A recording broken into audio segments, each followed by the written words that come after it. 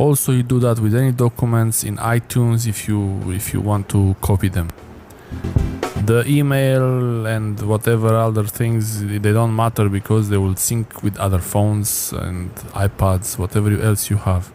These are the specifications of the iPad. Now, one sign that the battery is weak, it's the battery is not so much 100% how we thought about it, so I'm going to do a small experiment, unplug the power and see how long it lasts on its own. Just playing one of my videos just so I don't get any strikes on this video, and let's play half of this video and see how much the battery dropped by just watching half of a YouTube video. 82%, that's pretty low, just in 4 minutes. So this iPad will need a new battery.